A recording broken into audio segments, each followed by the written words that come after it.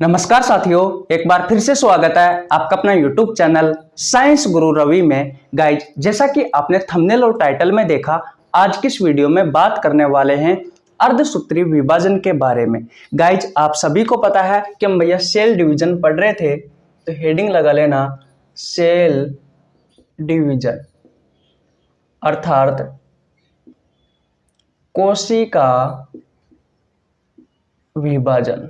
Guys, कोशिका विभाजन की 4 क्लास कंप्लीट हो चुकी है। लास्ट के क्लास में साथियों हमने समसूत्री विभाजन के बारे में पढ़ा था। अगर आपने पहले की वीडियो नहीं देखी है तो आपको नीचे लिंक डिस्क्रिप्शन में मिल जाएगा, आप चैनल पर जाकर चेकआउट कर सकते हैं। गाइज, सबसे पहले बात करते हैं कि भैया कोशिका विभाजन क्या होता है। कोई कोशिका होती है, वह अपने आप को विभाजित करती है और अनेक कोशिकाओं का निर्माण करती है। यह प्रक्रिया साथियों कोशिका विभाजन की प्रक्रिया कहलाती है। आज की इस वीडियो में बात करने वाले हैं साथियों अर्धसूत्री विभाजन के बारे में। गाइज, अगर आप चैनल पर नए हैं तो चैनल को सब्सक्राइब कर लेना, बेल आइकन को प्रेस कर लेना, जिससे आपके पास हमारी वीडियो का नोटिफिकेशन टाइम टू टाइम पहुंच सके। चलो भैया, हेडिंग लगा लीजिए मियोसिस सेल डिवीजन।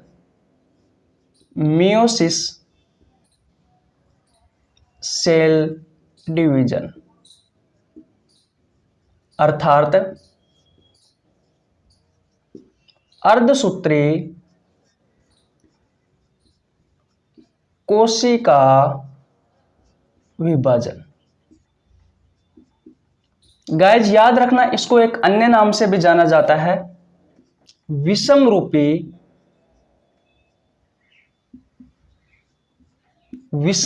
विभाजन भी कहा जाता है साथियों। किसे भैया? अर्धसूत्री कोशिका विभाजन को। अब कोई मुझे बताएगा साथियों कि भैया ये अर्धसूत्री कोशिका विभाजन क्या होता है।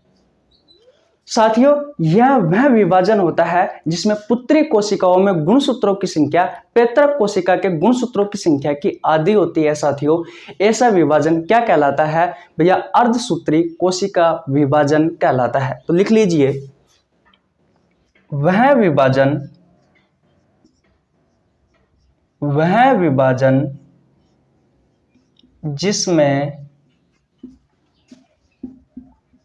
पुत्री कोशिकाओं में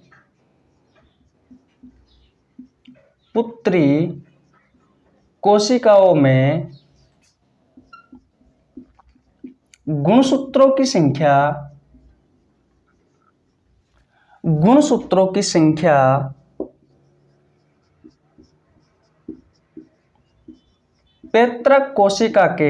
पैतृक कोशिका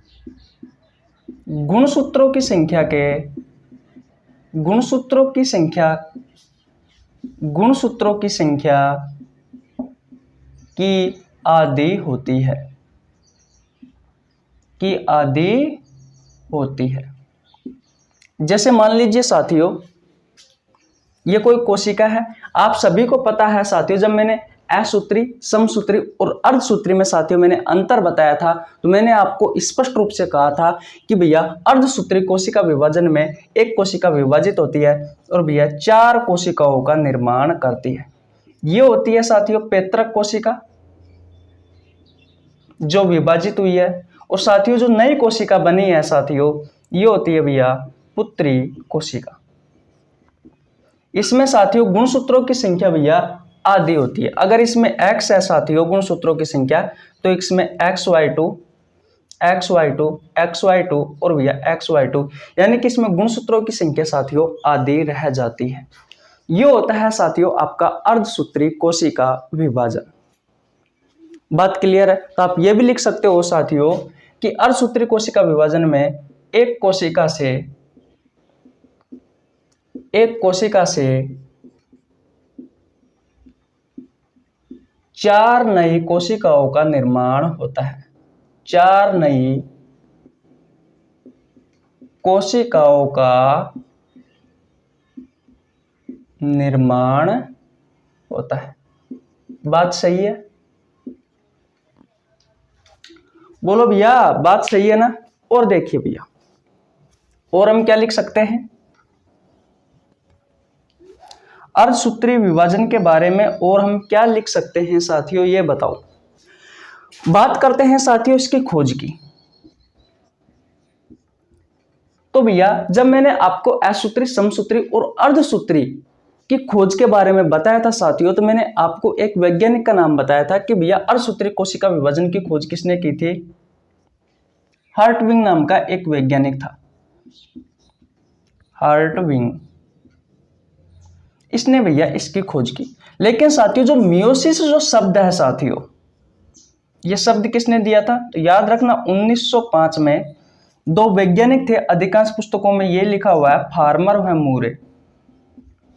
इन्होंने साथियों ये भैया मियोसिस शब्द दिया था 1905 में। और बहुत सारी पुस्तकों में साथियों हर्टविंग भी वैज्ञानिक का नाम है। तो दोनों आप याद कर लेना साथियों, आपके एग्जाम में कोई सा भी पूछा जा सकता है। लेकिन ज्यादा इंपॉर्टेंट साथियों ये है फार्मर व मूरे। 1905 में साथियों उन्होंने मियोसिस शब्द दिया था। बोलो इतनी बात क्लियर है? आराम आराम से पढ़ेंगे, आपको बहुत अच्छे से समझ में आ जाएगा।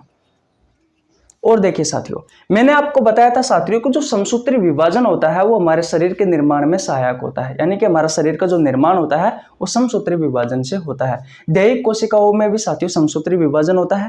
हमारे शरीर की मरम्मत करनी हो तब भी समसूत्री विभाजन होता है। हमारे शरीर पर कोई घाव या चोट है साथियों, उसको पूरा करना हो तो भी साथियों कौन सा विभाजन होता है, समसूत्री विभाजन होता है। लेकिन साथियों जो जनन कोशिकाएं होती है, जो भैया जनन कोशिकाएं होती है, जैसे कि शुक्राणु और भैया अंडाणु, इनमें कौन सा विभाजन होता है, तो याद रखना साथियों मियोसिस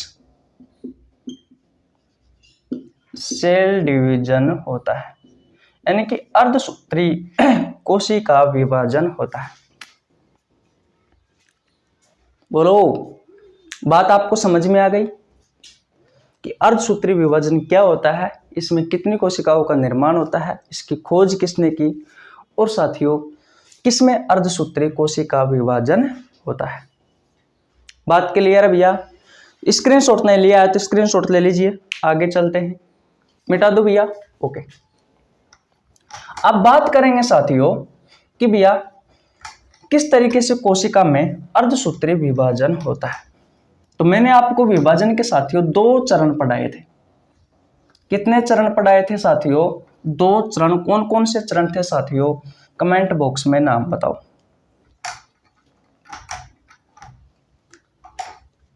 देखिए साथियों, जब भी हम किसी कोशिका का विभाजन करते हैं साथियों, तो भैया दो चरणों में संपूर्ण होता है। कितने चरणों में? दो चरणों में। नंबर 1 पर आता है साथियों कैरियोकाइनेसिस। इसमें क्या होता है साथियों? केंद्रक का विभाजन होता है। और साथियों याद रखना जो अर्धसूत्री कोशिका विभाजन है, इसमें साथियों जो कैरियोकाइनेसिस होता है, जो केंद्रक का विभाजन होता है साथियों, यह भी भैया दो चरणों में संपूर्ण होता है। एक चरण तो ये हो गया चरण फर्स्ट और चरण सेकंड। चरण फर्स्ट का नाम है साथियों मियोसिस फर्स्ट, और भैया चरण सेकंड का नाम है मियोसिस सेकंड। वो साथियों इसकी कितनी अवस्था होती है? वो 4 अवस्था। नंबर 1 पर बात करें तो दिख रहा है आपको? हाँ दिख रहा है। नंबर 1 पर बात करें साथियों तो प्रोफेज, समसूत्री विभाजन में पढ़ा था। प्रोफेज फर्स्ट है एक्चुअली में ये। दूसरा है साथियों मेटाफेज फर्स्ट। तीसरा है साथियों एनाफेज फर्स्ट, और चौथा है भैया टीलोफेज फर्स्ट। ठीक इसी प्रकार साथियों मियोसिस में भी यही होता है। नंबर 1 पर आता है प्रोफेज सेकंड, 2 पर आता है मेटाफेज सेकंड, नंबर 3 पर आता है साथियों एनाफेज सेकंड, और नंबर 4 पर आता है साथियों टीलोफेज सेकंड। ये मियोसिस फर्स्ट है साथियों, चरण 1, और चरण 2 है साथियों मियोसिस सेकंड। इसकी भी 4 अवस्था है, पूर्वावस्था, मध्यावस्था, पश्चावस्था और अंत्यावस्था। हिंदी में भी लिखूं क्या? लिख देता हूं। नंबर 1 पर पूर्वावस्था आएगा फर्स्ट, दिख तो जाएगा ना आपको। नंबर 2 पर आएगा मध्यावस्था, नंबर 3 पर आएगा साथियों पश्चावस्था फर्स्ट, और नंबर 4 पर आएगा साथियों अंत्यावस्था फर्स्ट। ठीक इसी तरीके से पूर्वावस्था सेकंड, मध्यावस्था सेकंड, पश्चावस्था सेकंड और अंत्यावस्था सेकंड। कुछ इस तरीके से साथियों इनके नाम रहेंगे। बोलो, बात क्लियर है? अब साथियों मैंने आपको बताया था भैया समसूत्री विभाजन की जो सबसे लंबी अवस्था होती है साथियों वो प्रोफेज होती है। याद रखना साथियों, अर्धसूत्री विभाजन की सबसे लंबी और जो जटिल अवस्था होती है साथियों ये होती है प्रोफेज फर्स्ट। सबसे लंबी वह जटिल अवस्था। पूरा अर्धसूत्री विभाजन में साथियों जितना समय लगता है उसका 90% साथियों समय, उसका 90% समय साथियों किस अवस्था में लगता है? प्रोफेज फर्स्ट में लगता है, पूर्वावस्था फर्स्ट में लगता है। क्यों लगता है साथियों? इसके पीछे का एक कहानी है। अगर आपने स्क्रीनशॉट नहीं लिया है तो पहले आप स्क्रीनशॉट ले लीजिए। ले लिया भैया स्क्रीनशॉट? ओके। अब देखिए इनके पीछे की कहानी क्या है। एक्चुअली में साथियों ये जो प्रोफेज फर्स्ट होता है इसकी 5 उप अवस्था होती है। कितनी होती है भैया? 5 होती है। 5 उप अवस्था कौन कौन सी है? नंबर ए पर आता है साथियों लेप्टोटिन, नंबर बी पर आता है जाइगोटिन, नंबर सी पर आता है पेकिटिन, नंबर डी पर आता है डिप्लोटिन, और नंबर ई पर आता है, दिख तो रहा है ना आपको, हाँ, डाइकाइनेसिस। ये 5 साथियों उप अवस्था होती है भैया किसकी? प्रोफेज फर्स्ट की। यही कारण है साथियों कि अर्धसूत्री विभाजन की सबसे लंबी अवस्था है और भैया सबसे जटिल अवस्था है। और साथियों अर्धसूत्री विभाजन में, पूरे अर्धसूत्री विभाजन में जितना समय लगता है साथियों उसका 90% समय साथियों इसी में ही लगता है भैया प्रोफेज फर्स्ट में, क्योंकि इसकी ये 5 उप अवस्था है। इतनी बात क्लियर है? तो हम भैया इन 5 उप अवस्थाओं के बारे में पढ़ेंगे। लेप्टोटिन, जाइगोटिन, पेकिटिन, डिप्लोटिन और डाइकाइनेसिस। उसके बाद में साथियों मेटाफेज पढ़ेंगे, एनाफेज पढ़ेंगे, टीलोफेज पढ़ेंगे। तब जाकर के साथियों आपका मियोसिस फर्स्ट कंप्लीट होगा। उसके बाद में साथियों मियोसिस सेकंड पढ़ेंगे। मैं आपको बता दूं साथियों मियोसिस सेकंड हम नहीं पढ़ेंगे। क्यों नहीं पढ़ेंगे? क्योंकि ये बिल्कुल समसूत्री विभाजन के समान होता है। ये बिल्कुल समसूत्री विभाजन के समान होता है। बात क्लियर है? तब जाकर के साथियों आपका कैरियोकाइनेसिस पूर्ण होता है। कैरियोकाइनेसिस के बाद में साथियों नंबर 2 पर क्या पढ़ेंगे? साइटोकाइनेसिस। क्योंकि मैंने आपको बताया था साथियों साइटोकाइनेसिस का मतलब होता है कोशिका द्रव का विभाजन। कोशिका द्रव का विभाजन क्यों पढ़ेंगे साथियों? क्योंकि भैया कोशिका विभाजन 2 चरणों में संपूर्ण होता है। पहला है कैरियोकाइनेसिस और दूसरा है साथियों साइटोकाइनेसिस। कैरियोकाइनेसिस में केंद्रक का विभाजन होता है। यहां तक तो साथियों सिर्फ केंद्रक का विभाजन हुआ है। फिर उसके बाद में साथियों कोशिका द्रव का विभाजन होगा। एक कोशिका से साथियों 4 कोशिकाओं का निर्माण होता है। ये कोशिका द्रव का विभाजन, ये साइटोकाइनेसिस भी साथियों बिल्कुल समसूत्री विभाजन के समान होता है। एक बात को और ध्यान रखना साथियों कि मियोसिस फर्स्ट और मियोसिस सेकंड के बीच में साथियों जो अंतराल आता है उसे कहा जाता है इंटरकाइनेसिस। क्या कहा जाता है? मियोसिस फर्स्ट के और साथियों मियोसिस सेकंड के बीच में जो अंतराल है साथियों उसे कहा जाता है इंटरकाइनेसिस। बात क्लियर है? तो आशा करता हूं इतनी बात आपको समझ में आ गई होगी। अब हम पढ़ेंगे साथियों प्रोफेज फर्स्ट, और प्रोफेज फर्स्ट में भी पढ़ेंगे साथियों हम लेप्टोटिन, उसके बाद में जाइगोटिन, फिर पेकिटिन, फिर डिप्लोटिन, डाइकाइनेसिस, उसके बाद में मेटाफेज फर्स्ट, एनाफेज फर्स्ट और साथियों टेलोफेज फर्स्ट।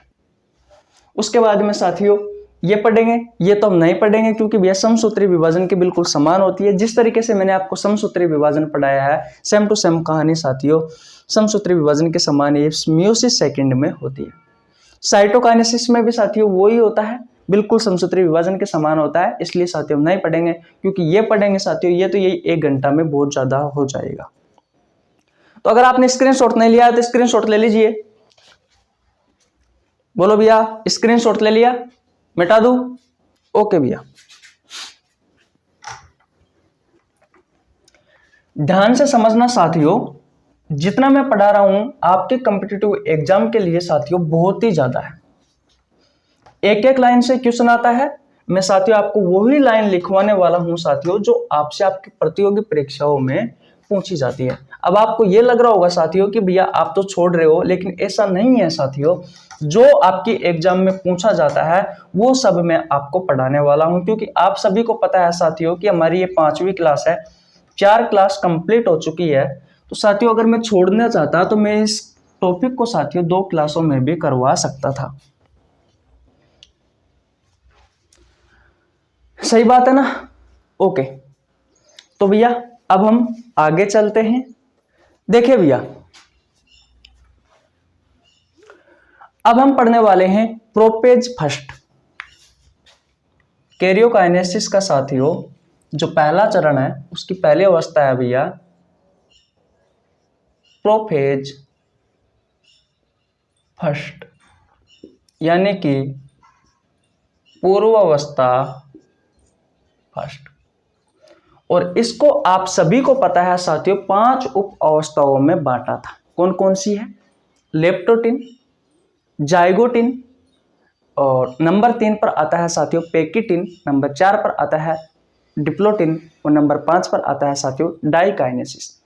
तो लिप्टोटिन है साथियों जो हमारी पहली अवस्था है, पहली उप अवस्था है, उसके बारे में पढ़ेंगे। Leptotene,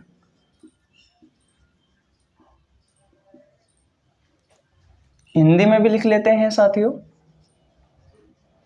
leptotene. जो साथियों आपने समसूत्री विभाजन के प्रोफेज में पढ़ा था, प्रोफेज अवस्था में पढ़ा था, पूर्व अवस्था में पढ़ा था साथियों, सेम टू सेम आपको वही बातें लिखनी है। डायग्राम से समझाऊंगा साथियों, बहुत ज्यादा टाइम लग जाएगा। जो मैं पॉइंट आपको लिखवा रहा हूं साथियों वो वही पॉइंट आपकी एग्जाम में पूछे जाते हैं, ये बात का ध्यान रखना। डायग्राम की सहायता से भी समझाऊंगा, ऐसी बात नहीं है, लेकिन पहले की तुलना में कम। ये क्या है? आपकी कोशिका है, और ये क्या है साथियों? केंद्रक है। केंद्रक को सुरक्षा प्रदान करने के लिए केंद्रक के चारों ओर एक झिल्ली होती है जिसे केंद्रक झिल्ली कहा जाता है। इस केंद्रक झिल्ली में छोटे छोटे छिद्र होते हैं साथियों जो भैया केंद्रक को पोषण प्रदान करने में सहायक होते हैं।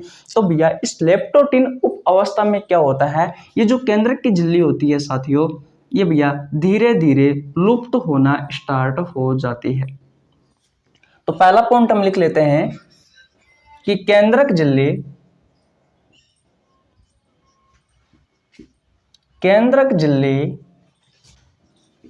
धीरे धीरे लुप्त होना स्टार्ट हो जाती है। बिल्कुल बात सही है। और देखिए मैंने आपको बताया था कि केंद्रक में केंद्रिका पाई जाती है, और साथियों इस केंद्रिका की खोज किसने की थी? फोंटाना नामक एक वैज्ञानिक ने की थी। यह भी आपसे एग्जाम में पूछा जाता है साथियों। तो नंबर 2 पर याद रखना कि जो केंद्रिका होती है साथियों ये केंद्रिका भी धीरे धीरे लुप्त होना स्टार्ट हो जाती है। लुप्त होना स्टार्ट हो जाती है। फिर मैंने आपको बताया था साथियों कि बाहर की तरफ कोशिका द्रव्य में क्या होता है, तारक काय होते हैं। इन तारक काय से साथियों ध्रुवों का निर्माण स्टार्ट हो जाता है। किसका निर्माण स्टार्ट हो जाता है साथियों? ध्रुवों का निर्माण, ध्रुवों का निर्माण होना स्टार्ट हो जाता है। और ध्रुवों से ही साथियों किसका निर्माण होता है? तरकु तंतु का निर्माण होता है। तो याद रखना साथियों, नंबर 3 पर तरकु तंतु का निर्माण भी, तरकु तंतु का निर्माण भी प्रारंभ हो जाता है। भैया तारक काय से किसका निर्माण होता है? ध्रुवों का। और ध्रुवों से साथियों किसका निर्माण होता है? तरकु तंतु का, जो कि गुणसूत्र को बांध कर रखने का कार्य करता है। मैंने आपको समसूत्री विभाजन में पढ़ाया था। गुणसूत्र बिंदु से जुड़े हुए होते हैं तरकु तंतु। बात क्लियर है? और देखिए इनडायरेक्ट रूप से साथियों तारक काय से ही भी इन तरकु तंतुओं का निर्माण होता है। इस बात का भी आपको ध्यान रखना है। नंबर 4 पर आते हैं साथियों, जो इसमें क्रोमेटिन, जो धागनों में एक संरचना पाई जाती है गुणसूत्र में, इस केंद्रक में साथियों, इस केंद्रक में साथियों जो धागनों में संरचना पाई जाती है जिसे कहा जाता है क्रोमेटिन। बात क्लियर है? इन क्रोमेटिनों से साथियों गुणसूत्र है वो स्पष्ट होना स्टार्ट हो जाते हैं। इन क्रोमेटिन धागे जो है साथियों, इनसे भैया गुणसूत्र है, गुणसूत्र जो है साथियों वो स्पष्ट होना स्टार्ट हो जाते हैं, यानी कि गुणसूत्र दिखाई देना स्टार्ट हो जाता है। तो मैं लिख सकता हूं कि गुणसूत्र स्पष्ट होने स्टार्ट हो जाते हैं। और एक चीज को और ध्यान रखना साथियों, इसमें जो गुणसूत्र होते हैं भैया वो एक साथ इकट्ठा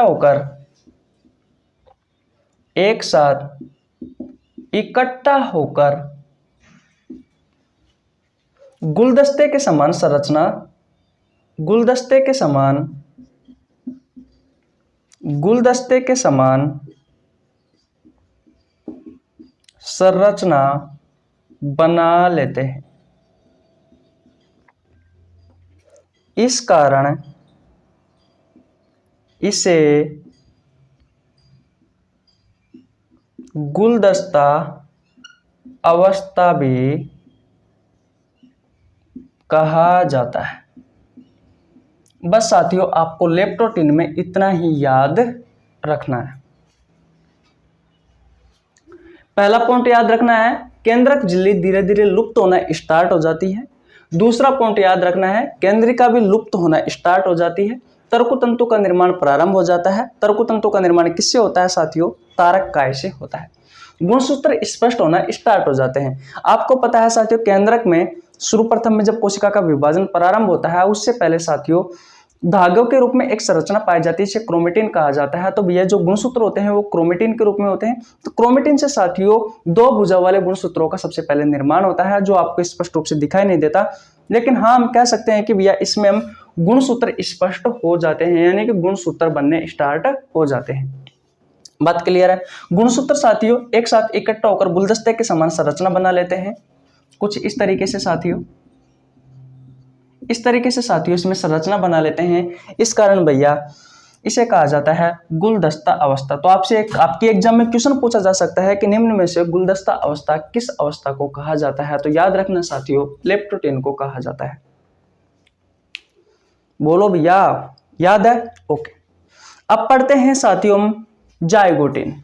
स्क्रीनशॉट नहीं लिया है तो स्क्रीनशॉट ले लीजिए। अब कौन सी पढ़ेंगे? जाइगोटिन में। कोई बताएगा मुझे कि जाइगोटिन में क्या होता है? जो पॉइंट मैं लिखवा रहा हूं साथियों वो पॉइंट लिख लेना, आपके एग्जाम के पॉइंट ऑफ व्यू से बहुत ही ज्यादा इंपॉर्टेंट है।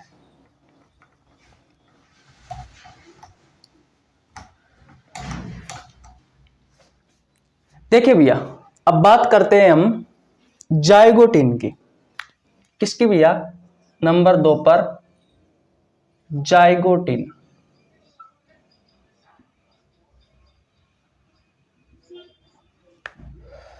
जाइगोटिन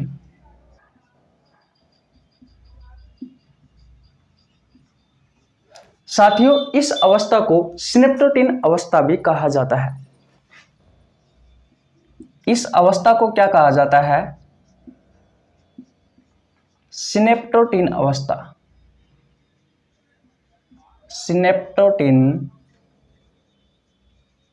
अवस्था भी कहा जाता है। ध्यान से सुनना, सिनेप्टोटीन अवस्था कहा जाता है। साथियों ये जो सिनेप्टोटीन अवस्था होती है इसमें एक प्रक्रिया संपन्न होती है। कौन सी प्रक्रिया? सिनेप्सिस की। इसमें भैया सिनेप्सिस की प्रक्रिया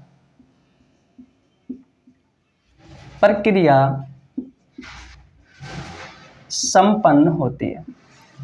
अब बात यह आती है साथियों कि भैया ये सिनेप्सिस की प्रक्रिया है क्या? तो क्या होता है साथियों, इसमें जो गुणसूत्र होते हैं, गुणसूत्र भैया, गुणसूत्र जो है साथियों वो भैया समांतर रूप से खड़े रहते हैं भैया। इसमें दो गुणसूत्र साथियों, इस अवस्था में दो गुणसूत्र साथियों समांतर रूप से खड़े होते हैं, जैसे कि भैया इस तरीके से। याद रखना साथियों, इस अवस्था में जो गुणसूत्र होता है साथियों वो भैया बाईवेलेंट होता है। कैसा होता है? बाईवेलेंट। बाईवेलेंट का मतलब होता है साथियों दो भुजा वाला गुणसूत्र। दो भुजा वाला गुणसूत्र है और साथियों ये समांतर रूप से खड़े होते हैं और इस प्रक्रिया को ये क्या कहा जाता है? सिनेप्सिस की प्रक्रिया कहा जाता है। इतनी बात क्लियर है? होता क्या है साथियों, इन दोनों समांतर गुणसूत्रों के बीच में 3 प्लेटों का निर्माण होता है। अब ये 3 प्लेट जो है साथियों ये भैया डीएनए वह प्रोटीन की बनी होती है। प्रोटीन की 3 प्लेटों का निर्माण होता है। 3 प्लेटों का क्या होता है? निर्माण होता है। और इस पूरी संरचना को क्या कहा जाता है साथियों? सिनेप्टोनिमल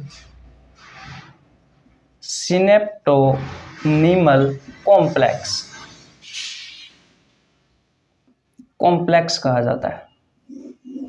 सिनेप्टोनिमल कॉम्प्लेक्स की खोज साथियों एक मोजेस नामक वैज्ञानिक था। इन्होंने 1956 में की थी। मोजेस नामक वैज्ञानिक ने कब की थी साथियों? 1956 में की थी। बोलो साथियों आपको ये बात समझ में आई या नहीं आई? बोलो भैया जाइगोटीन आपको समझ में आया या नहीं आया? जल्दी जल्दी बताओ। मैंने ये कहा साथियों कि जो जाइगोटीन अवस्था होती है यानी कि उप अवस्था होती है किसकी? प्रोफेज फर्स्ट की। इस अवस्था को सिनेप्टोटीन अवस्था कहा जाता है। क्या कहा जाता है? सिनेप्टोटीन अवस्था कहा जाता है। इस अवस्था में साथियों सिनेप्सिस की प्रक्रिया संपन्न होती है। ये सिनेप्सिस की प्रक्रिया क्या होती है? इसमें साथियों जो गुणसूत्र होते हैं वो एक दूसरे के समांतर खड़े होते हैं। इसमें जो गुणसूत्र होते हैं साथियों वो एक दूसरे के समांतर खड़े होते हैं। ठीक इसी प्रकार इसमें जो गुणसूत्र होते हैं साथियों वो बाइवेलेंट होते हैं, यानी कि दो भुजा वाले गुणसूत्र होते हैं। ये दोनों जो समांतर गुणसूत्र खड़े हैं साथियों इनके बीच में डीएनए व प्रोटीन की 3 प्लेटों का निर्माण होता है और इस पूरी संरचना को कहा जाता है साथियों सिनेप्टोनिमल कॉम्प्लेक्स। और सिनेप्टोनिमल कॉम्प्लेक्स की खोज मोजेस नामक वैज्ञानिक ने 1956 में की थी। यह आपको याद रखना है साथियों जाइगोटीन में। बात क्लियर है? स्क्रीनशॉट नहीं लिया तो फटाफट स्क्रीनशॉट ले लीजिए। उसके बाद में हम पढ़ते हैं साथियों पेकिटीन। नंबर 3 पर कौन सी पढ़ेंगे हम? पेकिटीन उप अवस्था पढ़ेंगे साथियों प्रोफेज फर्स्ट की। कोई मुझे बताएगा साथियों कि पेकिटीन उप अवस्था में क्या होता है? कमेंट बॉक्स में बताओ भैया। देखिए साथियों अब बात करते हैं नंबर 3 पर आता है भैया हमारा पेकिटीन। कौन सा है? पेकिटीन। इसमें क्या होता है साथियों सबसे पहले वो समझते हैं। ध्यान रखना साथियों इसमें जो गुणसूत्र होता है वो भैया टेट्रावेलेंट होता है। टेट्रावेलेंट का मतलब समझते हो, यानी कि 4 भुजा वाला गुणसूत्र होता है। 4 भुजा वाला गुणसूत्र होता है। कैसे भैया? तो देखिए, एक भुजा ये हो गई, एक भुजा, 2 भुजा, 3 भुजा, 4 भुजा। कहने का मतलब 4 भुजा वाला गुणसूत्र होता है साथियों। इसमें एक यहां पे बना लेते हैं कुछ इस तरीके से। तो साथियों इस गुणसूत्र की ये जो 2 भुजा है साथियों, इसे कहा गया है सिस्टर क्रोमेटिड। Sister chromatid. और साथियों ये दोनों जो भुजा है, जैसे कि इन दोनों को क्या कहा गया है? Sister chromatid. इन दोनों को भी क्या कहा गया है? Sister chromatid. इन दोनों को भी क्या कहा गया है? सिस्टर क्रोमेटिड, क्योंकि साथियों पास पास में। लेकिन भैया इस गुणसूत्र की ये वाली भुजा और इस गुणसूत्र की ये वाली भुजा, इन दोनों को क्या कहा गया है साथियों? Non sister chromatid. Non sister chromatid. Non sister chromatid कहा गया है भैया। मैंने ये कहा इस गुणसूत्र की इन दोनों भुजाओं को क्या कहा गया है? Sister chromatid. इन दोनों को भी क्या कहा गया है? Sister chromatid. इन दोनों को भी क्या कहा गया है? Sister chromatid. और इन दोनों को भी क्या कहा गया है? Sister chromatid. लेकिन भैया इन दोनों को क्या कहा गया है? अलग अलग गुणसूत्र की इस वाली भुजा को और इस वाली भुजा को नॉन सिस्टर क्रोमेटिड, और इन दोनों को भी साथियों क्या कहा गया है? Non sister chromatid. अब देखिए इस पैकेटिन में क्या होता है साथियों कि ये जो नॉन सिस्टर क्रोमेटिड जो गुणसूत्र है, देखिए नॉन सिस्टर क्रोमेटिड जो गुणसूत्र है भैया, ये गुणसूत्र की भुजा आपस में संलग्न हो जाती है। संलग्न हो जाती है। और इस प्रक्रिया को क्या कहा जाता है साथियों? जीन विनिमय की प्रक्रिया। इस प्रक्रिया को जीन विनिमय की प्रक्रिया कहा जाता है। जीन विनिमय की प्रक्रिया कहा जाता है। आपसे एग्जाम में क्वेश्चन पूछा जाता है साथियों कि जीन विनिमय की प्रक्रिया किस फेज में होती है साथियों? तो याद रखना भैया, सबसे पहले तो मियोसिस सेल डिवीजन में होता है और दूसरी बात पैकेटिन फेज में होता है। तो देखिए अब आपस में संलग्न कर देते हैं साथियों नॉन सिस्टर क्रोमेटिड को। जो दोनों भुजा है साथियों नॉन सिस्टर क्रोमेटिड गुणसूत्र की, इन दोनों को आपस में संलग्न कर देते हैं। देखिए किस तरीके से डायग्राम बनेगा। एक ये भुजा हो गई, एक ये भुजा हो गई, एक ये भुजा और एक ये भुजा, ये आपस में साथियों संलग्न हो गए। तो ये वाली भुजा साथियों आपस में, मैंने कहा था ना ये दोनों भुजा आपस में क्या हो जाएगी? नॉन सिस्टर क्रोमेटिड जो गुणसूत्र की जो 2 भुजा है साथियों, ये आपस में संलग्न हो जाएगी। तो संलग्न होने की जो प्रक्रिया है साथियों, ये तो जीन विनिमय की प्रक्रिया कहलाती है। अब इसमें एक गुणसूत्र में 4 भुजा है, तो दोनों गुणसूत्रों में कितनी भुजा हो गई? 8 भुजा हो गई। 8 में से साथियों जो 4 भुजा है साथियों, ये आपस में संलग्न हो रही है। तो अगर आपसे क्वेश्चन पूछा जाए कि भैया जीन विनिमय की आवृत्ति कितनी होती है? जीन विनिमय की आवृत्ति, जीन विनिमय की आवृत्ति कितनी होती है? आपके एग्जाम में क्वेश्चन पूछा जाता है कि भैया जीन विनिमय की आवृत्ति कितनी होती है? तो साथियों 50% होती है। क्यों होती है? क्योंकि टोटल 8 भुजा है साथियों गुणसूत्रों की, जिसमें से 4 भुजाओं के बीच में भैया जीन विनिमय की प्रक्रिया संपूर्ण हो रही है। तो 8 का अगर 4% 4 निकालोगे आप साथियों, तो भैया 50% आएगा। बात क्लियर है? तो देखिए साथियों 50% जीन विनिमय की आवृत्ति हो गई। आपसे क्वेश्चन पूछा जाता है साथियों कि भैया जीन विनिमय की खोज किस वैज्ञानिक ने की थी? जीन विनिमय की खोज तो साथियों मॉर्गन नाम का एक वैज्ञानिक था। इस मॉर्गन ने भैया जीन विनिमय की खोज की थी। आपसे क्वेश्चन पूछा जाता है साथियों कि जीन विनिमय की जो प्रक्रिया है उसमें कौन सा एंजाइम सहायक होता है? साथियों जीन विनिमय की जो प्रक्रिया है इसमें कौन सा एंजाइम सहायक होता है? ये साथियों आपकी कॉम्पिटिटिव एग्जाम के क्वेश्चन है। तो याद रखना साथियों, रिकॉम्बिनेज एंजाइम सहायक होता है भैया। तो इतनी सारी बात साथियों आपको पेकिटीन में याद रखनी है। स्क्रीनशॉट नहीं लिया है तो स्क्रीनशॉट ले लीजिए। ले लिया भैया? बोलो, दोबारा समझाऊं?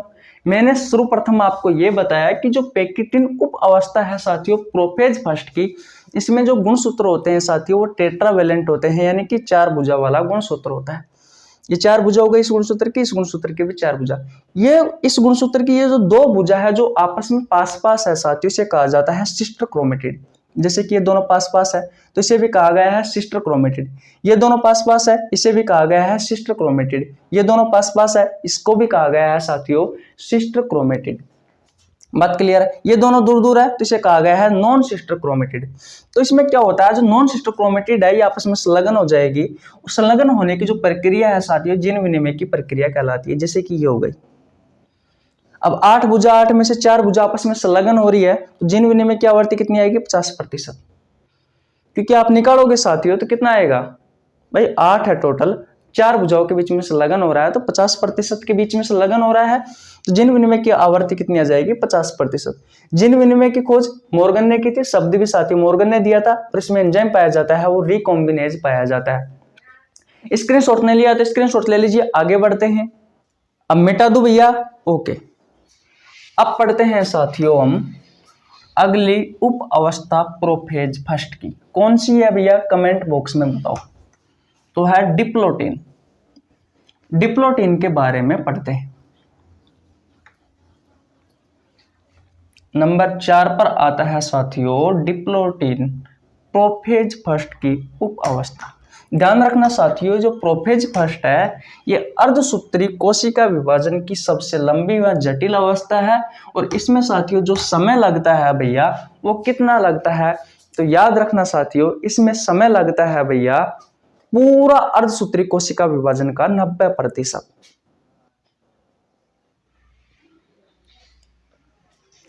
देखिए भैया, अब नंबर 4 पर बात करते हैं डिप्लोटीन की। डिप्लोटीन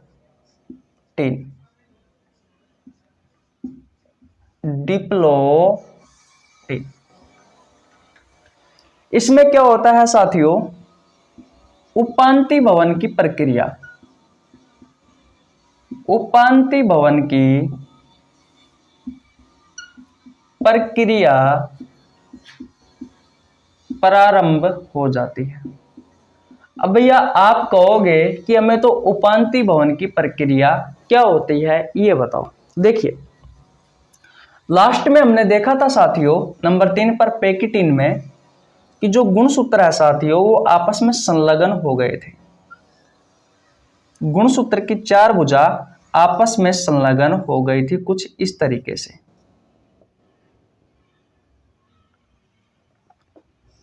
हुई थी ना भैया?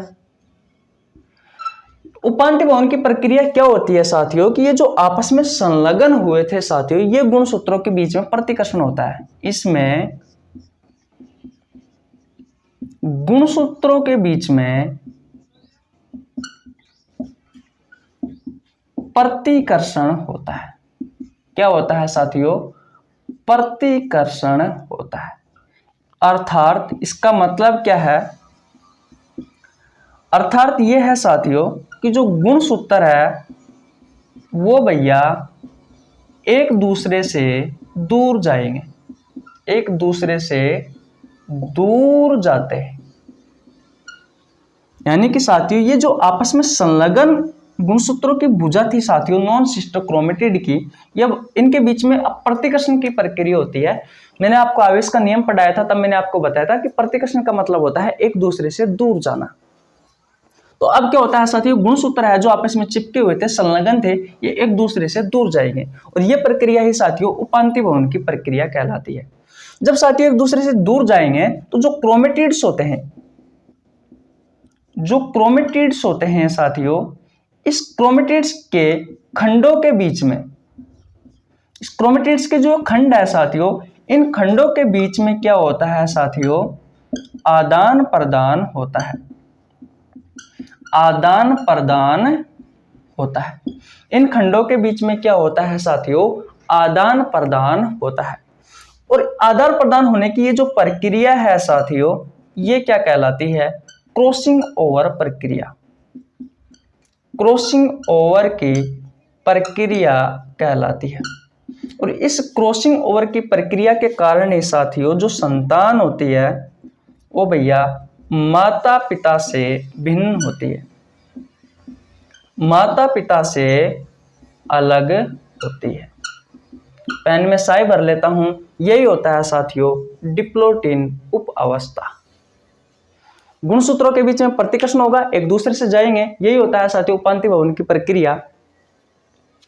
और साथियों इसमें जब गुणसूत्र एक दूसरे से दूर जाते हैं साथियों, हटते हैं एक दूसरे से जाते हैं, तो जो क्रोमेटिड्स होते हैं उनके बीच में, क्रोमेटिड्स के जो खंड होते हैं साथियों जो आपस में संलग्न थे, उनके बीच में आदान प्रदान की प्रक्रिया संपन्न होती है, वही क्रॉसिंग ओवर की प्रक्रिया कहलाती है। और क्रॉसिंग ओवर की प्रक्रिया के कारण ये साथियों माता पिता से जो संतान होती है साथियों वो अलग होती है। और मैंने आपको अच्छे से बताया था साथियों कि अर्धसूत्री विभाजन के थ्रू ये साथियों नई जाति की उत्पत्ति संभव है, ना कि समसूत्री विभाजन के थ्रू। यही कारण है साथियों क्रॉसिंग ओवर। बात समझ में आ गया, ये समझ में आ गया भैया? स्क्रीनशॉट नहीं लिया है तो स्क्रीनशॉट ले लीजिए। और लास्ट एंड फाइनल अब हम पढ़ने वाले हैं साथियों डाइकाइनेसिस। मिटा दो, ओके। डाइकाइनेसिस मुझे बताइएगा साथियों क्या होता है। आप सभी को पता है डाइकाइनेसिस साथियों प्रोफेज फर्स्ट की अंतिम अवस्था है, उसके बाद में मेटाफेज फर्स्ट पढ़ेंगे।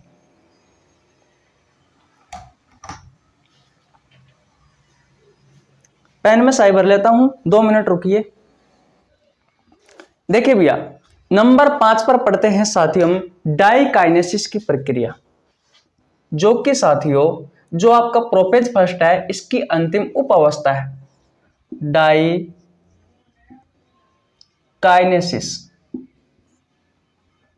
डाइकाइनेसिस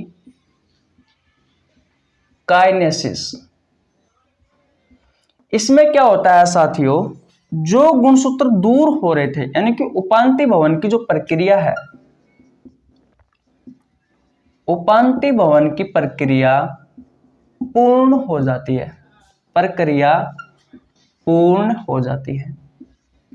मैंने आपको क्या बताया था साथियों, उपांति भवन की प्रक्रिया कि जो गुणसूत्र है साथियों उनके बीच में प्रतिकर्षण की प्रक्रिया संपन्न होती है, यानी कि गुणसूत्र दूर होना स्टार्ट हो जाते हैं। इसमें साथियों उपांति भवन की प्रक्रिया पूर्ण हो जाती है, यानी कि गुणसूत्र भैया बिल्कुल एक दूसरे से दूर हो गए,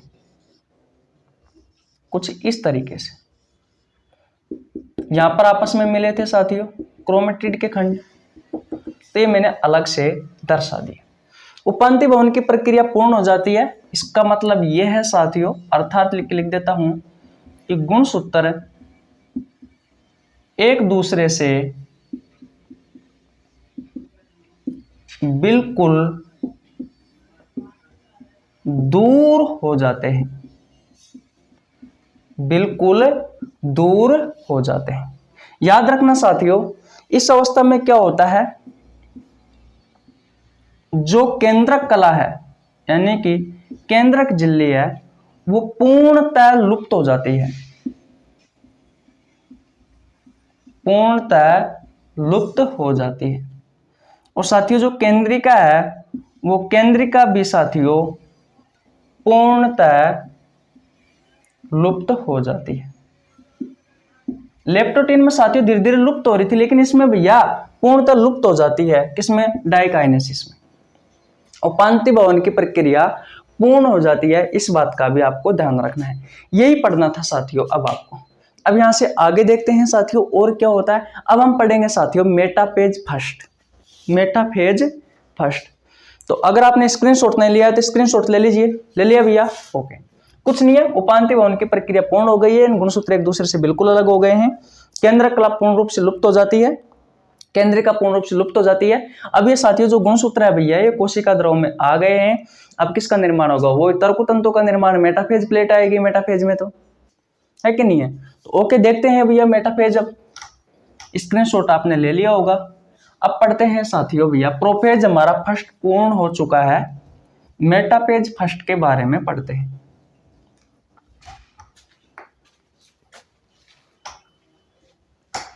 देखिए साथियों, अब बात करते हैं हम मेटाफेज फर्स्ट की। मेटाफेज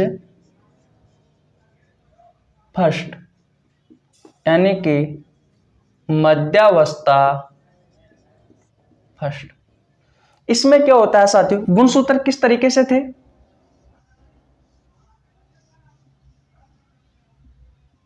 यहां पर ही तो साथियों आपस में क्रोमेटिड खंडित हुए थे, संलग्न हुए थे, तो ये मैंने दर्शा दिया। ठीक यहां पर भी दर्शा देता हूं।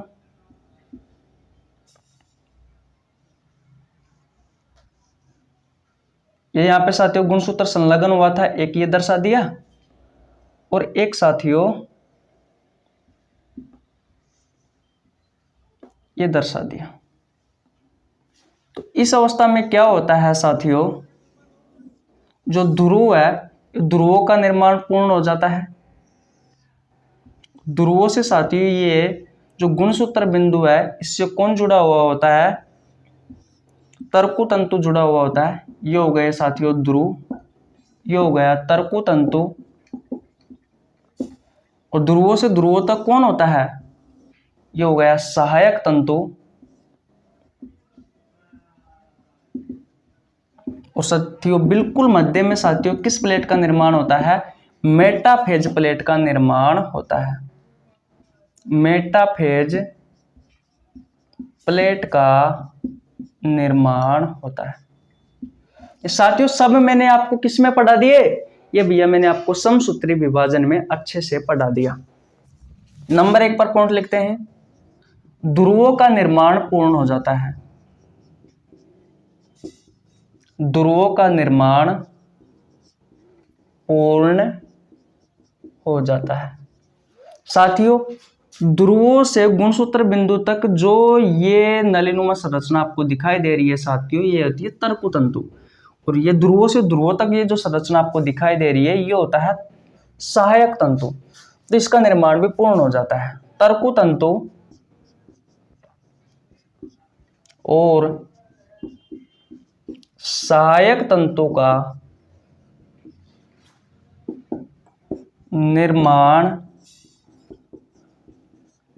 पूर्ण हो जाता है। साथियों प्रोफेज में इनका निर्माण होना स्टार्ट होता है, लेकिन भैया इसमें ये पूर्ण हो जाते हैं। नंबर 3 पर मेटाफेज प्लेट का निर्माण पूर्ण हो जाता है।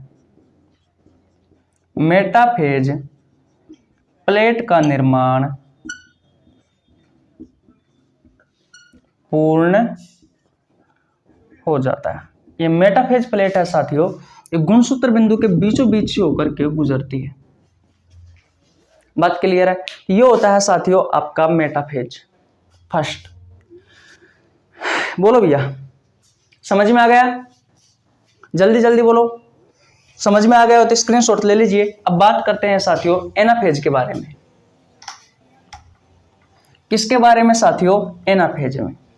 एनाफेज में क्या हो रहा था साथियों, समसूत्री विभाजन में कि जो गुणसूत्र है भैया, वो गुणसूत्र बिंदु से फटकर के साथियों ध्रुवों की ओर चले जाते थे। लेकिन साथियों इसमें क्या होता है, अर्धसूत्री विभाजन में जो गुणसूत्र है साथियों उसका विभाजन नहीं होता, इनका पृथक्करण होता है।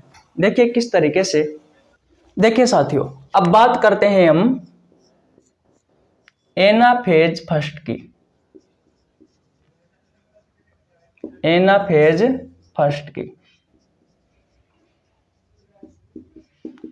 इसमें क्या होता है साथियों, जो गुणसूत्र है उन गुणसूत्रों के बीच में साथियों विभाजन नहीं होता। इसमें गुणसूत्र साथियों पृथक्करण हो जाते हैं। बीच में थे साथियों, जैसे कि एक ये गुणसूत्र हो गया, एक ये गुणसूत्र हो गया, एक ये गुणसूत्र हो गया और एक ये गुणसूत्र हो गया। तो बीच में से फटफट के साथियों ऊपर वाला तो ऊपर चले जाते थे और नीचे वाले नीचे आ जाते थे। लेकिन इसमें ऐसा नहीं होता साथियों। इसमें क्या होता है साथियों, पृथक्करण होता है। एक ऊपर चला गया तो एक नीचे आ गया, एक ऊपर चला गया तो एक नीचे आ गया। जैसे साथियों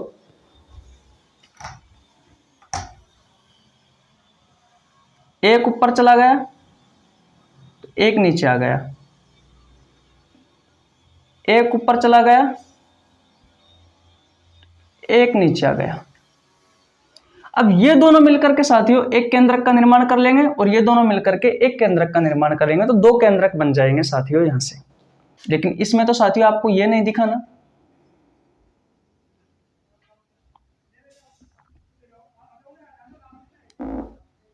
तो इसमें क्या होता है साथियों, गुणसूत्र में विभाजन नहीं होता बल्कि पृथक्करण की प्रक्रिया होती है, बल्कि पृथक्करण की प्रक्रिया संपन्न होती है। और इससे क्या होता है साथियों, इससे इस विभाजन में गुणसूत्रों की जो संख्या है साथियों, वो गुणसूत्रों की संख्या साथियों आधी रह जाती है। इससे क्या होता है, गुणसूत्रों की संख्या आधी रह जाती है भैया। ये होता है साथियों एनाफेज में, गुणसूत्रों की संख्या क्या हो जाती है साथियों, इसमें आधी हो जाती है, विभाजन नहीं होता, पृथक्करण होता है। ये चीज आपको एनाफेज में याद रखनी है। बात क्लियर है? ओके, स्क्रीनशॉट ले लिया हो तो स्क्रीनशॉट ले लीजिए, नहीं लिया हो तो मिटा देते हैं और टीलोफेज पढ़ते हैं। टीलोफेज में क्या होता है साथियों, वही जो गुणसूत्र है साथियों वो भैया किस रूप में परिवर्तित हो जाते हैं, क्रोमेटिक धागों के रूप में परिवर्तित हो जाते हैं। देखिए साथियों, टीलोफेज फर्स्ट में क्या होता है, मियोसिस फर्स्ट की ये अंतिम फेज है भैया।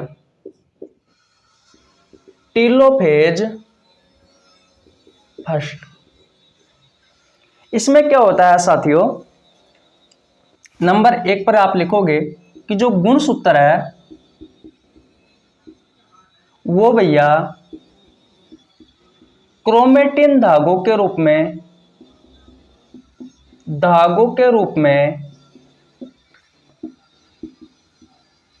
परिवर्तित हो जाते हैं।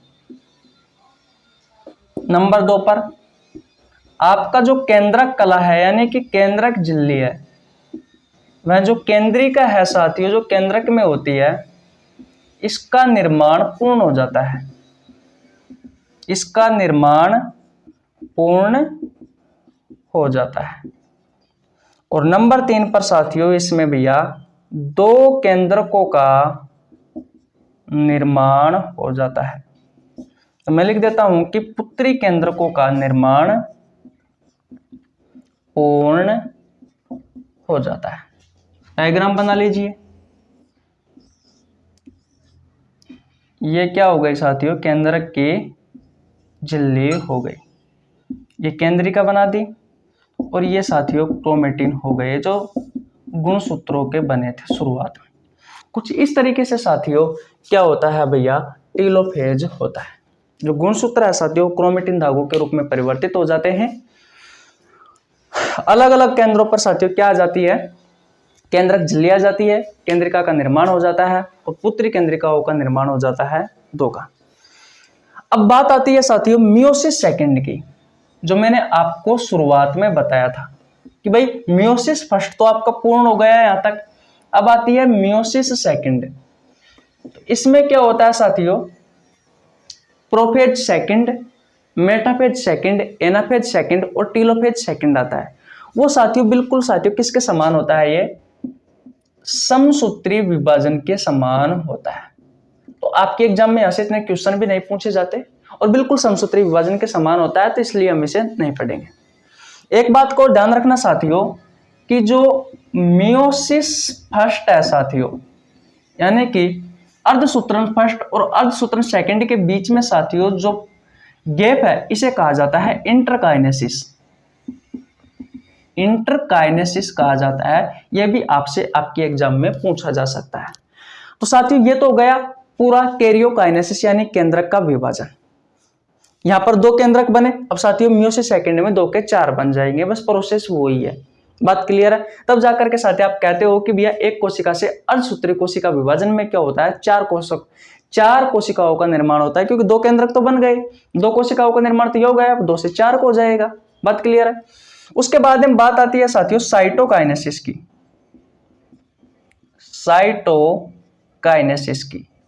साइटोकाइनेसिस में क्या होता है साथियों, मैंने आपको पहले बता दिया अच्छे से, इसलिए मैं अब कमजोर बता रहा हूं। साइटोकाइनेसिस में क्या होता है साथियों, कोशिका द्रव का विभाजन होता है। किसका विभाजन होता है साथियों? कोशिका द्रव का विभाजन। और यह भी साथियों बिल्कुल समसूत्री विभाजन के समान होता है, समसूत्री विभाजन के समान होता है। अगर आपको लिखना हो तो लिख लीजिए कि पादप कोशिका में साथियों जो साइटोकाइनेसिस जो होता है, यानी कोशिका द्रव का जो विभाजन होता है, वो मध्य पट्टिका विधि द्वारा होता है।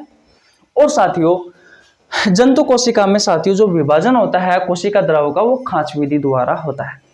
ये हो गया साथियों आपका अर्धसूत्री विभाजन पूरा। अब साथियों कल हम असूत्री विभाजन के बारे में पढ़ेंगे। तो कैसी लगी आपको वीडियो? अगर वीडियो अच्छी लगी हो तो वीडियो को लाइक कर देना, चैनल पर नया तो चैनल को सब्सक्राइब कर लेना, बेल आइकन को प्रेस कर लेना, जिससे आपके पास हमारी वीडियो का नोटिफिकेशन टाइम टू टाइम पहुंच सके। स्क्रीनशॉट नहीं लिया तो स्क्रीनशॉट ले लीजिए। मिलते हैं कल नेक्स्ट वीडियो में, तब तक के लिए जय हिंद जय भारत। पहले की क्लास आपने नहीं देखी है तो नीचे लिंक डिस्क्रिप्शन मिल जाएगा, आप जाकर देख सकते हो। बाय।